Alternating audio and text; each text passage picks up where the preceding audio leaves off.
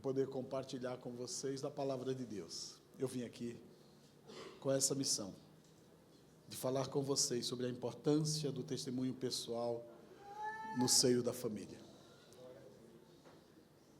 Quero ler com vocês Salmo 78, versos 1 ao 8. Glória a Jesus. Eu tive o privilégio, eu e a Noemi tivemos o privilégio de inaugurar a edícula, né?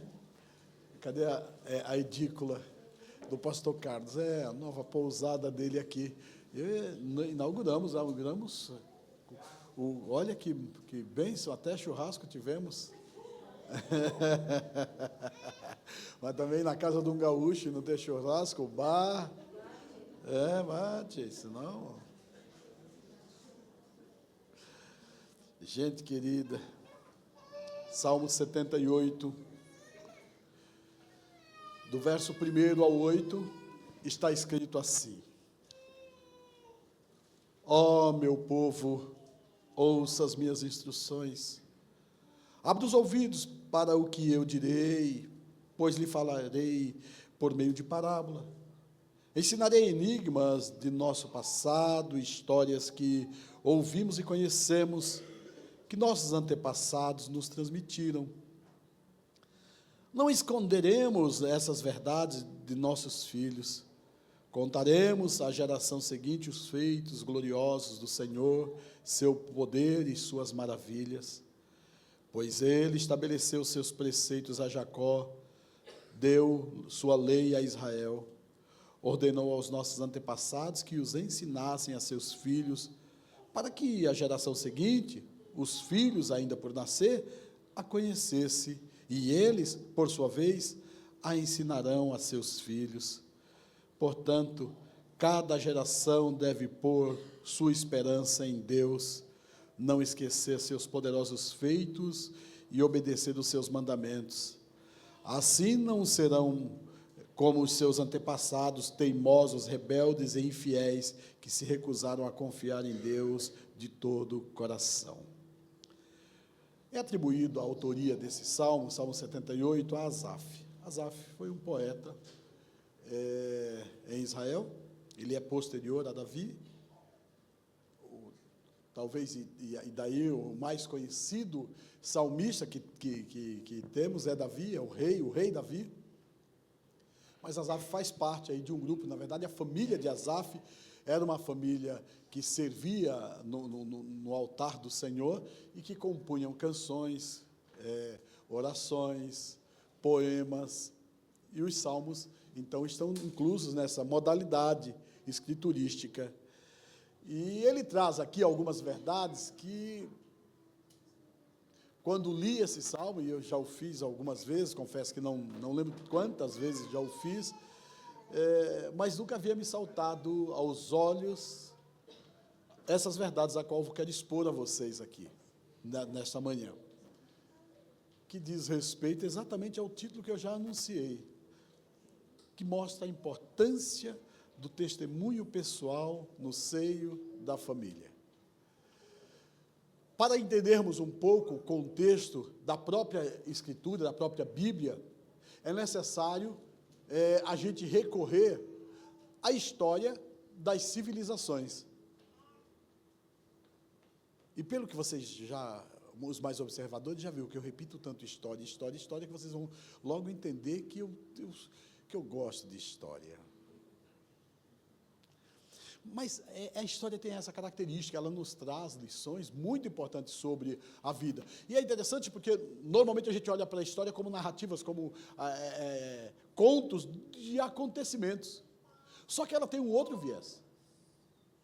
Ela não é apenas uma memória do que ocorreu, mas ela traz também consigo, e sempre traz, lições, que se eu observar, eu tanto poderei ser bem-sucedido como mal-sucedido.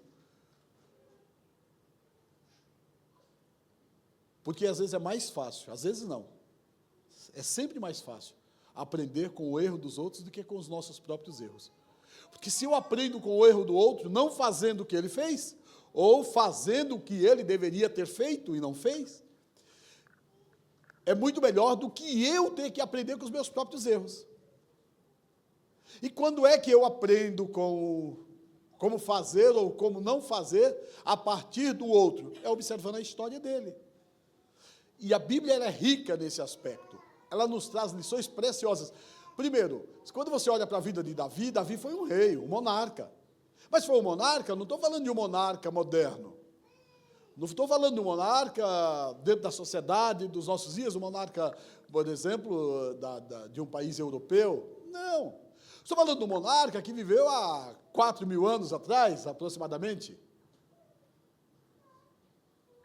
Mas quando eu olho para a história dele, portanto, ele vivia num outro contexto, um monarca de um povo relativamente pequeno como nação, enfim, dentro de circunstâncias, de línguas e cultura absolutamente diferente da minha, mas que, no entanto, ao observar as formas com que ele reagia, ou com que ele fazia, ao ler a sua história, ao ler a sua biografia, ou observar a sua trajetória de vida, eu vou encontrar lições na vida daquele homem que viveu há milhares de anos atrás, lições de como proceder em determinadas circunstâncias ou como não proceder. Eu posso acertar porque aprendi com ele, ou posso errar porque não ter aprendido com ele, inclusive com os erros deles, porque os erros de Davi já mostram, porque a história de Davi já está contada.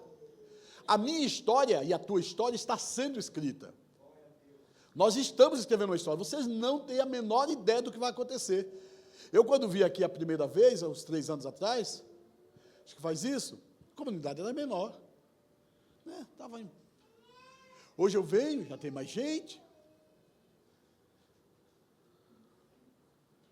Se eu disser hoje para vocês, e ainda bem que Deus não faz isso, né? Mas se eu chegar aqui e disser para vocês, olha, se prepare, porque daqui 30 anos, essa aqui será a maior comunidade evangélica da Igreja Brasil para Cristo no estado do Paraná. Daqui 20 anos, se eu chego aqui e falo isso, lógico, eu estou aqui falando, não estou profetizando, e se for profecia, receba. Aí alguém vai falar, mas a Cafelândia, pode sair alguma coisa boa de Cafelândia?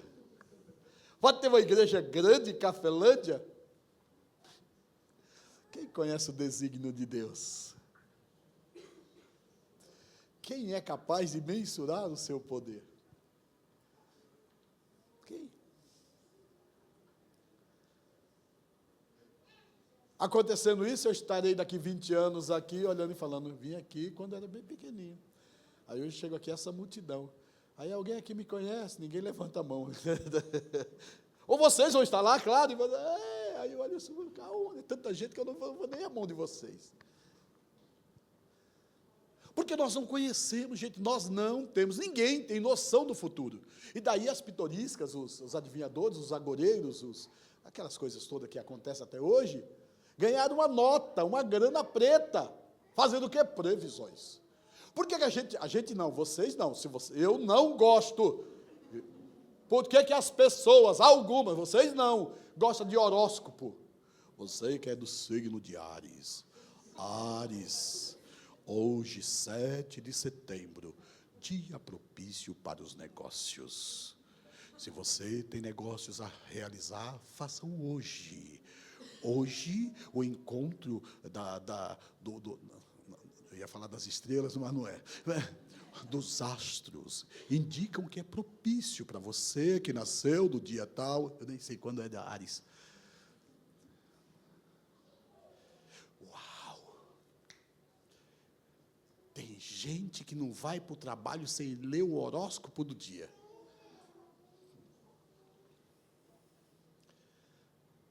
Aí um monte de gente que nasceu naquele dia, que é do signo de Áries, faz negócio e dá com os burros na água. Mas o horóscopo dizia. Mas por que a gente está tão preocupado se vai dar certo ou não vai dar certo? Porque isso é característica nossa, gente. A gente quer saber o futuro. Isso sem contar... Bem, eu ia entrar num campo que eu não posso entrar, porque senão alguém pode ficar chateado comigo. Porque tem crente não consulta horóscopo, amém? Amém. Mas crente consulta, profetiza, profeta, aleluia. Deixa eu ver se o nó desata ou não desata. Ei, e voa.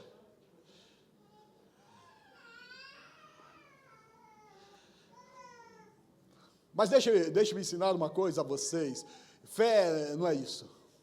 Fé não é isso. Fé é sair do barco para andar sobre as águas quando ninguém nunca andou sobre as águas. Mas porque alguém que está andando sobre as águas está dizendo, welcome, bem-vindo, pode vir, vem. Quando quem está andando sobre as águas está dando a ordem, vá, mas se vou afundar, se tu ficar pensando em afundar, não sai do barco. E fé é isso, é viver por aquilo que nós não vemos.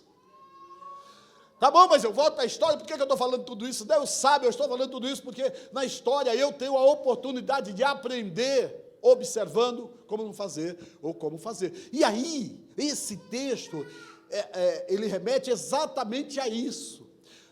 Se você olhar até o verso de número 8, é Deus dizendo, apontando as causas da destruição dos benjamitas. A partir do verso 9, ele vai descrever, olha, eles fracassaram. Os benjamitas são a tribo de Benjamim. Benjamim foi um dos filhos de José, um dos descendentes de Israel, e eles vão ser destruídos. Eles foram destruídos porque não observaram o que está no verso 1 ao 8, que é o que eu quero compartilhar com vocês. Assim importa dizer que, olhando para a história, nós veremos que a construção da comunicação, ela se dá de maneira progressiva. E o primeiro meio de se comunicar, não é, ou de se transmitir uma história, era pela oralidade. Não existia escrita. Quando não existia escrita, as pessoas falavam e um contava para o outro. Um contava para o outro e eles iam memorizando. Ainda no continente africano é possível você encontrar aldeamentos onde a oralidade, a fala, né, a tradição oral é ainda muito forte. Se você perguntar para mim, não pergunte não, porque eu não vou saber te responder. Qual o nome do seu bisavô? Eu não sei. Eu sei do meu avô. O pai deles eu não sei. Por quê? Porque eu não faço parte da tradição oral. Mas eu não ficaria envergonhado, porque se eu perguntar para a maioria de vocês aqui, eu perguntar para vocês, a maioria, como eu, vai dizer, olha, não sei não. Principalmente quando eles já morreram há muito tempo. Principalmente se quando você nasceu, ele já não estava mais vivo. Nós não temos essa cultura. No continente africano ainda há sociedades no continente africano, cujo a predominância da tradição é pela oralidade. Eles contam a história de um para o outro. Aí você pergunta para um deles, olha, qual é o nome do seu bisavô? Fulano de tal. E ele era filho de quem? De ciclano. E eles conhecem isso, porque eles vão repetindo, falando. Isso vem da nossa tradição de formação de comunicação, bem antiga. A gente, é assim que vai, até chegar a escrita vai demorar muito tempo, gente. Para vocês terem ideia, no período da era bíblica, da construção dos evangelhos, por exemplo, na era da primeira igreja, a igreja primitiva, aí não estranhe o que eu vou falar, e nem se escandalize. Não, ai, que coisa. A maioria absoluta não sabia ler nem escrever. Ó, pastor, que coisa. Lógico, gente. Esse negócio de alfabetização, isso é coisa moderna. Eles não sabiam ler e nem escrever. E como é que eles aprendiam? Aprendiam ouvindo. E aí, vocês já devem ter observado isso, se não observaram, saibam que, quando nós temos deficiência em algum dos nossos sentidos, se eu tiver deficiência de audição, o meu olfato, o meu paladar e a minha visão vai superar a minha deficiência de audição. Eu vou ter uma capacidade maior, de captar o que está acontecendo. Se eu tiver problema de visão, a minha audição vai compensar, eu vou ter uma audição mais aguçada, para compensar. Isso é coisa desse negócio aqui, ó, criado pelo Eterno. Tá? Então, nós temos essa capacidade. O homem tem essa capacidade e era assim. Eles não liam, mas ouviam, guardavam, memorizavam. Então, é assim que se constrói a comunicação. E aqui eu olho para esse texto e percebo que é disso que o salmista está falando. Ele está dizendo, sabe por que os filhos de Benjamim fracassaram? Sabe por quê? Aí ele começa a narrar. E aqui eu encontrei lições muito importantes, que nos apontam, que nos indicam, que nos alertam para uma realidade. O meu testemunho, eu, José Hélio, o meu testemunho pessoal, o meu testemunho de vida, minha relação com Deus, e da minha própria história, antes e depois, e é o meu caso, não é? Porque eu me converti aos 22 anos. Essa minha história de quem eu sou desde a infância, inclusive dos traumas, dos medos, das dificuldades de infância, até eu chegar quem sou hoje. Isso é muito importante para que os meus filhos e os meus netos. Em que aspecto? É importante no estabelecimento, ou na confirmação, ou no fortalecimento da fé deles. A tua história de vida, antes e depois com o Senhor, tem que ser contada para os seus. Tem seus filhos, seus netos. Pastor, mas eu passei por cada coisa horrível, cada coisa feia. Qual o problema? Passou, não passou? E venceu. Venceu por quê? Porque o Senhor me sustentou. Isso encoraja muito, gente. Às vezes, não, meu passado, eu não gostaria de falar, meu passado era tão feio. Eu quero saber, não é o que você era, o que você é, o que você é. Sou nova criatura, sou filho de Deus, sou amado pelo Senhor, sou templo do Espírito. Mas será que eu tenho vergonha do meu passado? Ou vocês acham que eu não tenho vergonha do meu passado? Eu já fiz cada besteira nessa vida, gente, que só de lembrar eu me envergonho. Imagina falar. Agora, por que isso é relevante? Que os meus filhos ouçam, para eles saberem que somente a mão poderosa de um Deus poderoso poderia me tirar de onde me tirou. E eu não devo contar para me vangloriar, dizer, eu era macumbeiro, eu fazia macumba assim, eu fazia macumba assim. Eu não tenho nem que ficar dando receita de macumba. Quem quiser aprender macumba, não vem falar comigo. Mas eu conheço. É outra conversa. É a minha vivência. O que eu tenho que dizer a minha situação era horrível. E aí conto. Os meus filhos que nasceram no lar evangélico escutam e falam, o quê? Aí depois eles estão conversando com alguém, eles falam, e alguém chega lá e fala, porque eu estou indo no terreiro, porque eu fui fazer isso. Vê a memória deles. Meu pai fazia isso. Meu pai disse que era assim, assim, assado. E Deus tirou meu pai de lá. E aquela pessoa... Posso mostrar isso para vocês no texto? Feito essa breve introdução, para um sermão de 2 horas, é uma introdução muito breve. Feita essa breve introdução, tudo isso para mostrar a vocês que o texto mostra-nos, aponta-nos essas verdades que é importante o nosso testemunho pessoal para a nossa família. Lógico que vale para todos, mas eu devo considerar aqui o contexto, e o contexto é de família. Vamos lá. A primeira lição, então, e aí eu faço isso a partir de perguntas, né? Então, por que eu devo contar a minha história, os feitos de Deus na minha vida? Porque é disso que o texto está dizendo. Primeiro, porque eles revelam o seu glorioso poder na minha vida. Revelam o poder de Deus na minha vida. Quando eu conto para os meus filhos que eu era um Black Power, que aos 14 anos de idade, em São Paulo, na periferia de São Paulo, aos 14 anos de idade, eu já era um menino da noite, eu não era nem um rapaz, um adolescente da noite, eu já frequentava a noite, saía sábado de tarde de casa, ia para a casa dos meus tios, e de uma tia específica, que se juntava com as minhas primas adolescentes, todos paranaenses, nos juntávamos, íamos para bailes, e bailes em cada lugar que vocês não imaginam. E chegava 5, 6 horas da manhã do dia seguinte. E ali a gente andava com gente boa e com gente não muito boa. Ali rolava de tudo. Estou falando dos anos 70. De bebida, droga, rolava tudo.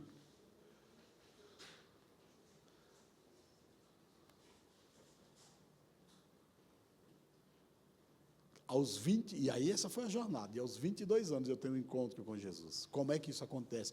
Qual é a minha trajetória? Não tem jeito. Não tem jeito. A minha história, aí eu estou falando da minha experiência, e se for olhar a vida de vocês todos, tem sempre isso. Que, se dependesse de você, se dependesse do pastor Carlos, filho da Solange, eles não teriam saído de onde saíram. Pelo contrário, teriam afundado.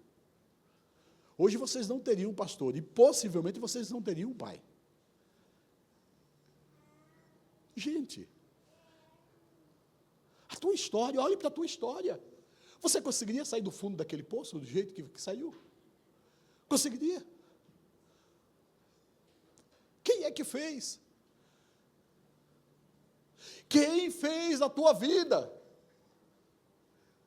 Quem te sustentou no momento pior da sua vida? Quem foi? Porque eu também não devo só falar da minha conversão, mas também da minha manutenção de fé. Gente, de desempregos, de um país numa crise econômica, onde 30% da população ficou desempregada da noite para o dia, em um plano de um governo. Aí foi quando criaram o que nós conhecemos hoje como o seguro-desemprego. O seguro-desemprego foi criado por causa de um plano do Sarney, em que mais de 30% da população empregada, anoiteceu empregada e amanheceu na rua, sem ter emprego. Uma recessão enorme. E agora, como sustentar esse povo? Pais de família aí criam esse seguro-desemprego para socorrer, pelo menos 4 meses era na época. Ou chegou até mais, 5, 6 meses. Porque a situação era horrível. Quem é que me sustentou? Eu, pai, eu, marido, pai de 2 filhas, a mais nova com 3 meses de idade. Quem sustentou? E para completar, o primeiro ano de faculdade, tinha que pagar a faculdade ainda. Gente, quem me sustentou? Mãe pobre, viúva, recebendo pensão. Sogra pobre, viúva, sem pai, sem sogro. Quem é que me sustentou? Eu tenho que contar isso na minha casa, para que os meus filhos saibam que nos tempos de escassez e de crise, quem está em Cristo tem por Ele o sustento. Eu estou de pé para dizer: Deus me sustentou nas crises.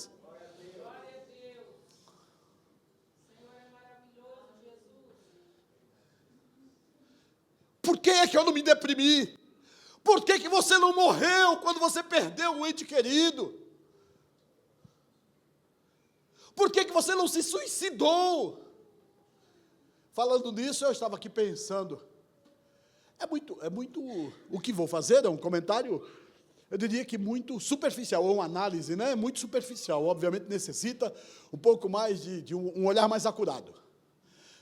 Essa é a mania de pesquisador, é um olhar, então, mais por cima. Mas vamos lá. Países como a Suíça. Países como a Suíça, não sei se vocês sabem, na Suíça, o aborto faz parte da rotina. Faz parte, o sistema de saúde faz aborto naturalmente. O que é aborto? Fim da vida. Da vida de quem? De uma gestação que não é desejada, ou que não é esperada, não é planejada. Não quero ter, não importa os motivos. Vai lá na clínica ou no hospital e eles fazem o aborto, põe fim na vida. Não é isso que eu quero. Então, a mulher diz: eu sou dona do meu corpo. Não é isso que eu quero. Mata. Eles vão lá e matam. Normal. Mas é um país também em que, se a pessoa está vivendo, tenho muita, sei lá, muita dor de cabeça. Eu tenho uma dor de cabeça incurável. Não vive doendo a cabeça. Ai, como dói, ai, como dói, ai, como dói. Quer saber? Quero parar de sofrer. Eu não vou. A pessoa vai numa clínica e contrata a eutanásia. Mas, tem um motivo suficiente para não querer mais viver. Tem muito problema com o filho. Filho só dá dor de cabeça. Ninguém aqui fala isso. Só como dá trabalho, filho. Estou cansado. Esse é abusado. Fica comendo na minha pensão. Só gastando meu dinheiro. Vem aqui comer o meu feijão. É tão abusado. Eu quero ver como eles vão ver sem eu. Por isso eu vou morrer. Ó, filhos, pode se preparar. Já contratei a clínica e vou fazer uma eutanásia. Vão me matar. Vai lá, você não precisa ter motivos lógicos. Vai lá e paga. E as pessoas vão lá e tira a tua vida. E tu fala a Deus. Por que uma pessoa põe fim na sua vida ou na vida do próximo como se ele não fosse nada? Como se ele tivesse esse direito? Aí se explica pelo viés religioso. E aí é por isso do meu comentário. Essas pessoas, e é um país tipicamente assim, é um país que se gaba, se exalta pela sua irreligiosidade. Não somos um país religioso. Não somos. Temos origem aqui, protestantes, católicos, mas nós não somos religiosos. Nós não acreditamos na ciência. Tá bom. Aí vem as dificuldades, é mais fácil morrer do que encarar as dificuldades. Aí tu pega um crente encardido, sul-americano, encardido, daquele chato, que literalmente está comendo o pão que o diabo amassou, e amassou de pé, e o diabo amassou o pão no pé, e tome, coma, seu crente, ele está comendo e dando glória. Mas como é que tu aguenta esse sofrimento? Ele disse, eu bem sei que o meu Redentor vive, eu bem sei que ele há de se levantar no seu tempo, e virá ao meu socorro. Gente, sabe quem quer morrer? Sabe quem quer pôr fim? Não quer morrer. Quem quer morrer é porque não gosta da vida. Mas sabe quem quer pôr fim na vida? É quem não tem esperança e a fé viva de que Deus pode mudar o cativeiro.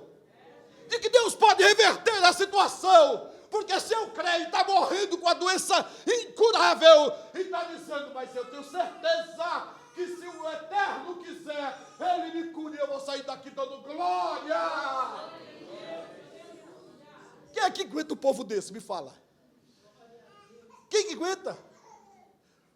E daí, sabe por que tu tem que falar? Porque tu é isso.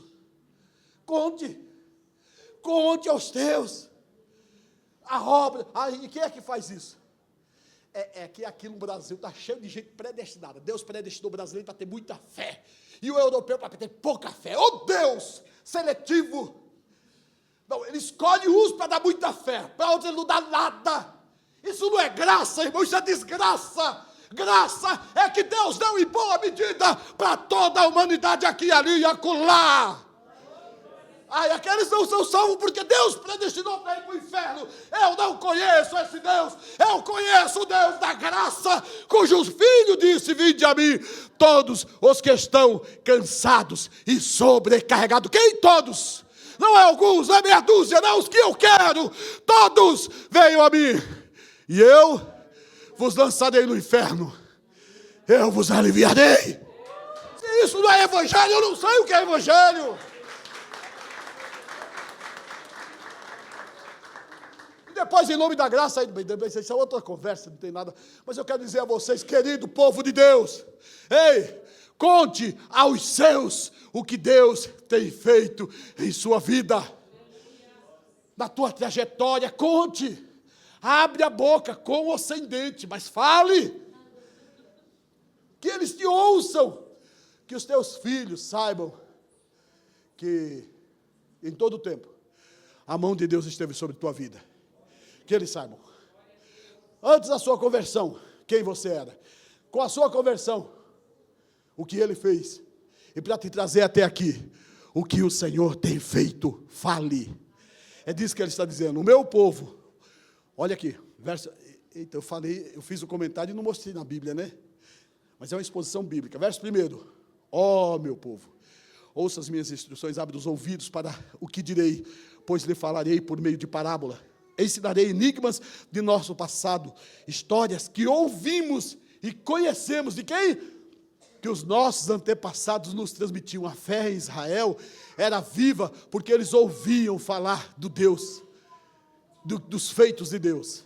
E aí, não esconderemos essas verdades dos nossos filhos, contaremos à geração seguinte os feitos gloriosos do Senhor, seu poder e suas maravilhas. Eu vou contar. Os meus filhos têm que saber, as pessoas que estão ao meu lado têm que saber, eu tenho que falar quem é Deus na minha vida.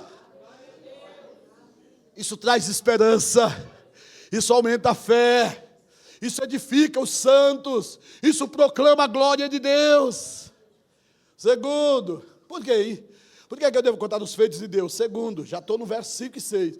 Para que os meus descendentes o conheçam e façam conhecido. Versos 5 e 6. Pois ele estabeleceu seus preceitos a Jacó.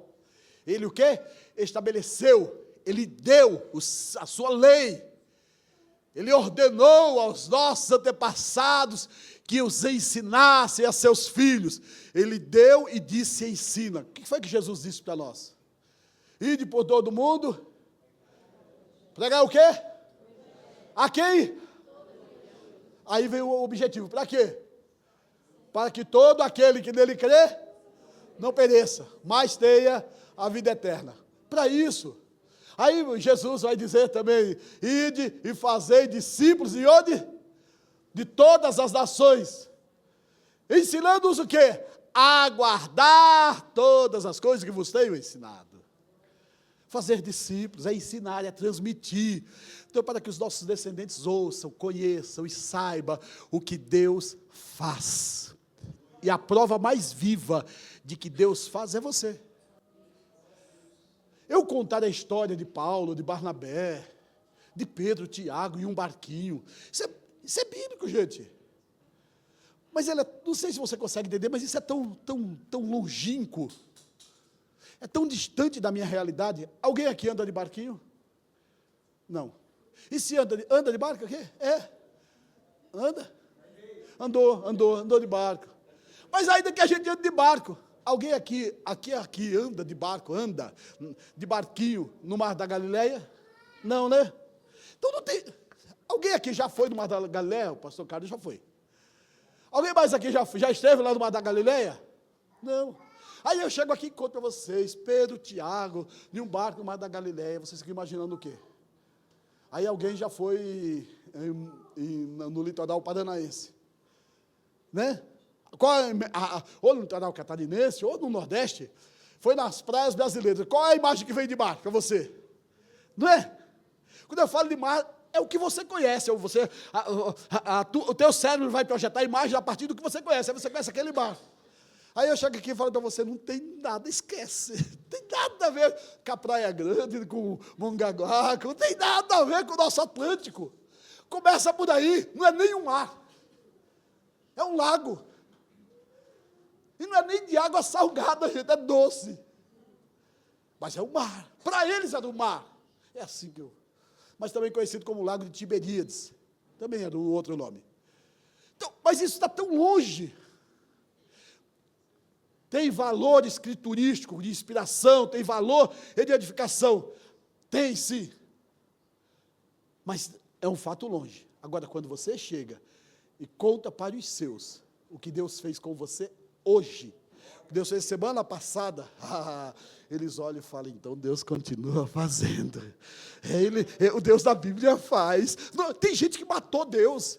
Tem gente que colocou Deus dentro de uma religião e diz, Deus está lá na religião, Deus não se envolve.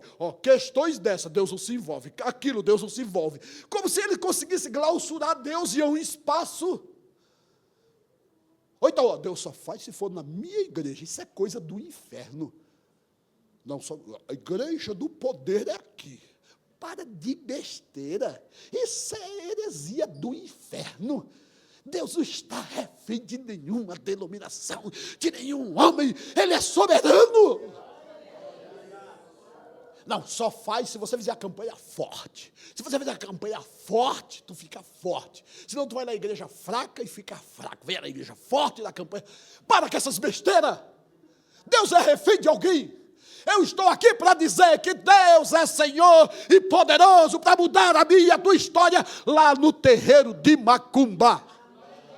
Ele é Deus, Ele é Deus, e o meu povo precisa saber disso, os meus filhos precisam saber disso, que Deus é incircunstancial, Ele não está preso à circunstância. que Deus não está clausurado de uma religião, de um credo, de um pensamento, que Deus é livre, Ele é absoluto, Ele é Senhor, e o que Ele fez ontem, Ele faz hoje, faz amanhã, e fará na eternidade, e ninguém pode impedir.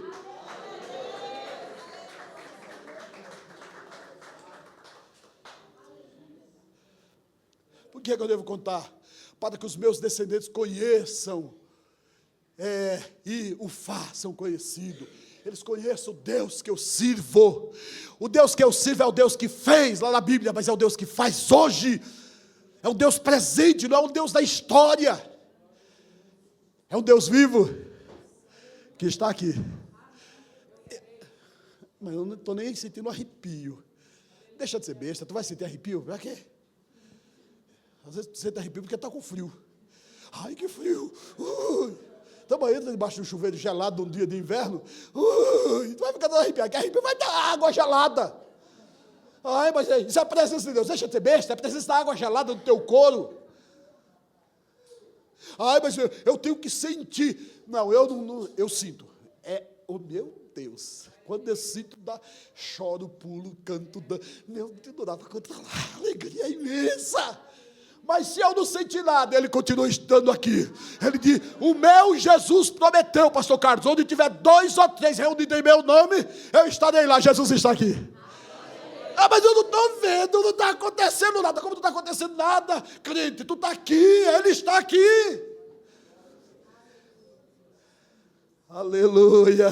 Que o povo saiba isso. Por que então que eu devo? Já vou para o terceiro, porque eu disse que era 2 horas, mas eu resolvi mudar. Tá bom? Por que então que eu devo contar os feitos de Deus? Terceiro, para que os meus descendentes ponham a esperança em Deus e obedeçam os seus mandamentos. Vamos lá para o texto bíblico. Olha o que Deus está denunciando. Portanto, cada geração deve pôr a sua esperança em Deus, não esquecer os seus poderosos feitos. Cada o quê? Geração, olha lá. Cada geração, é uma após a outra, deve pôr a sua esperança, onde? Em Deus. Não esquecer seus poderosos feitos e obedecer os seus mandamentos. E o verso 8. Assim não serão como seus antepassados. Eu não vou cometer os mesmos erros que meus antepassados, teimosos, rebeldes e infiéis, que se recusaram a confiar em Deus de todo o coração. Para quê? Para que os meus descendentes, a próxima geração, não cometam o erro que os meus ancestrais cometeram. Eu venho de uma história, aí eu estou falando da minha vida.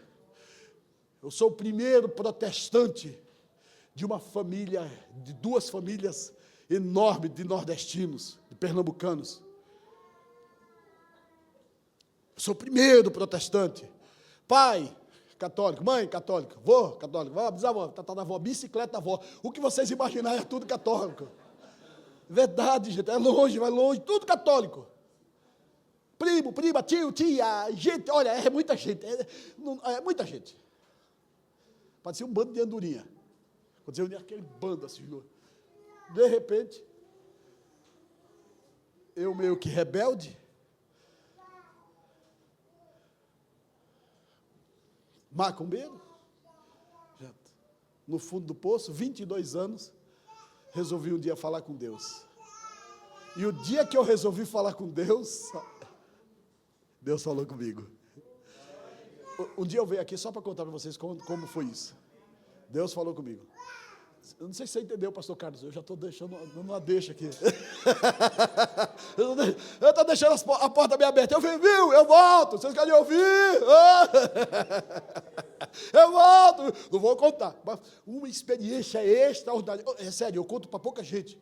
Porque envolve sobrenatural. E tem gente que vai falar, esse cara estava louco. Porque é coisa louco mesmo. Mas o fato é que Jesus entrou na minha vida e me transformou. Me libertou, tirou um fardo do pecado que estava sobre mim. Eu costumo dizer que eu estava em meio a tantas trevas que somente os olhos de Deus poderiam me enxergar lá. E que não tem essa, eu encontrei Jesus, eu não encontrei Jesus não. Você já viu alguém no meio da escuridão conseguir encontrar alguma coisa? Foi Ele que me encontrou com seus olhos, que eram chamas de amor. Ele me enxergou. Aleluia! Meus filhos têm que saber disso.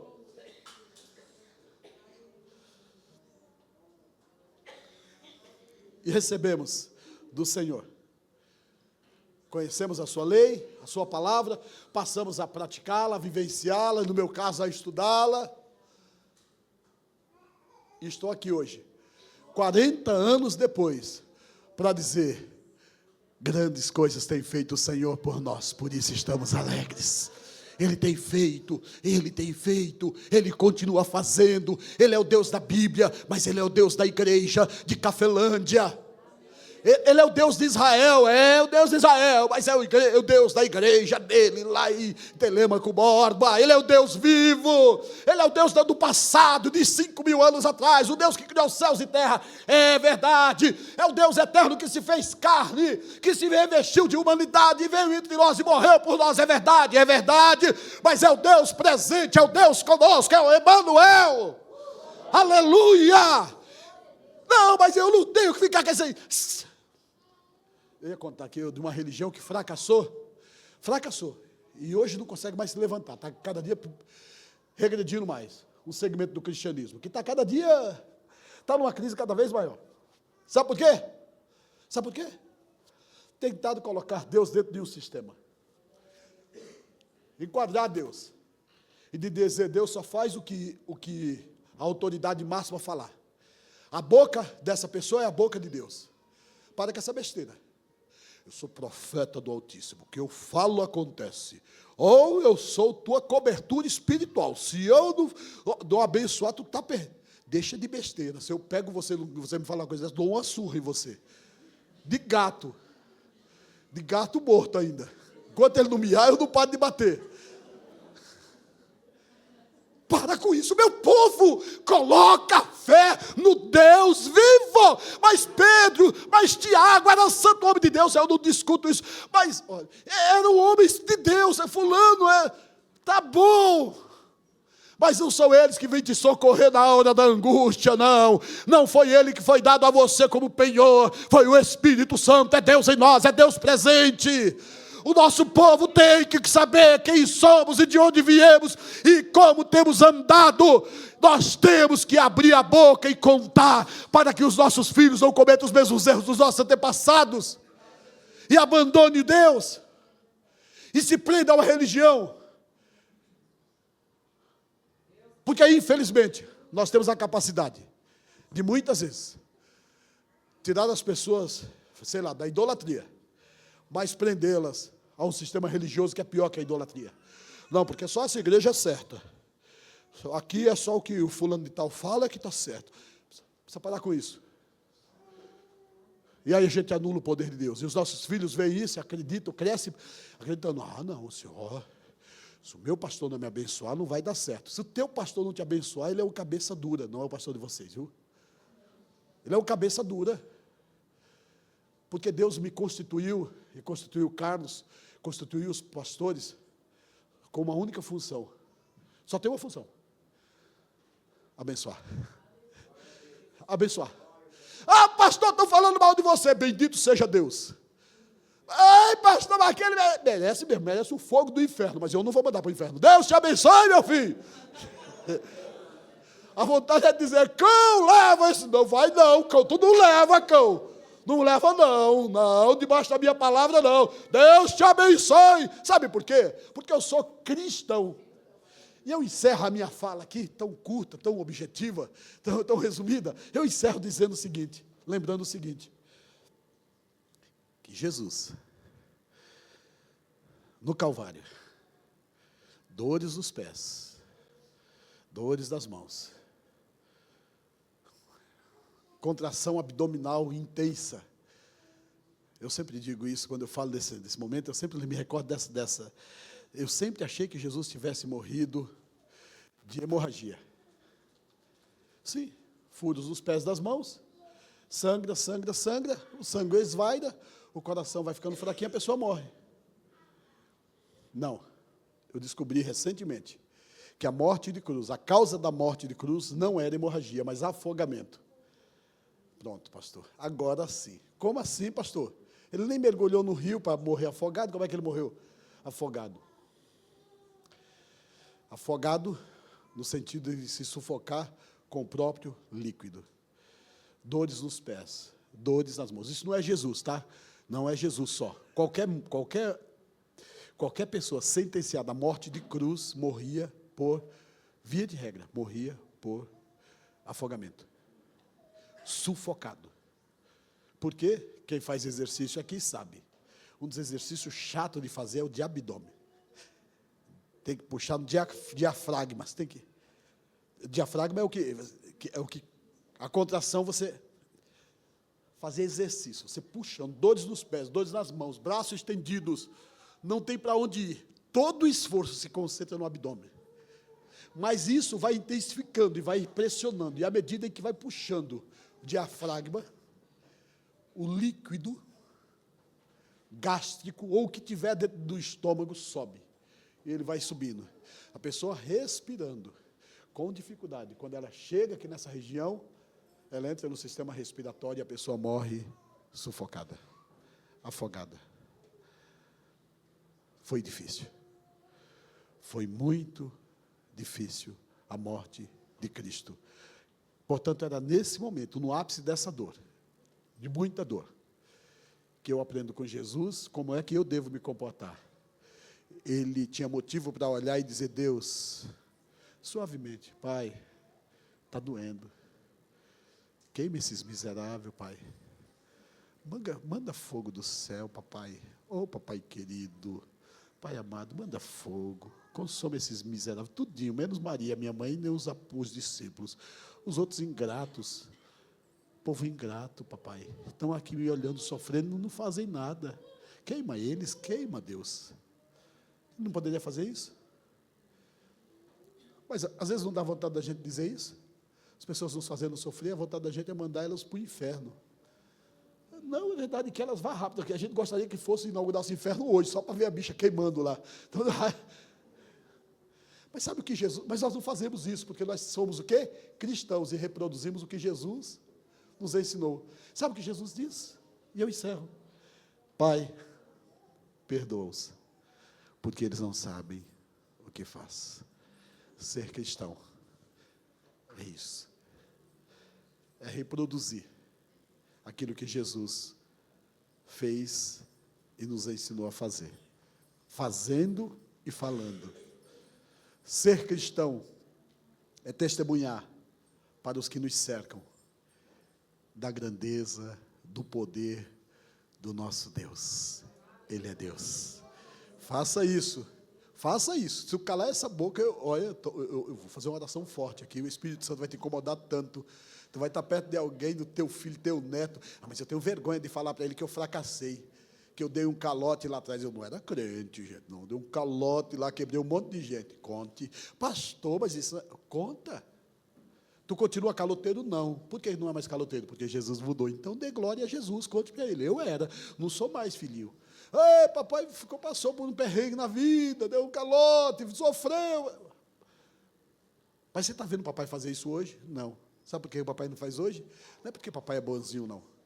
Mas porque Jesus entrou na história de papai e libertou ele. Glória a Jesus. Filho, deixa Jesus entrar na tua vida. Porque se Jesus entrar na tua vida, tu nunca vai dar calote em ninguém. Tu vai ser homem do bem. Deus vai te honrar. Bendito seja Deus. Amém, amém.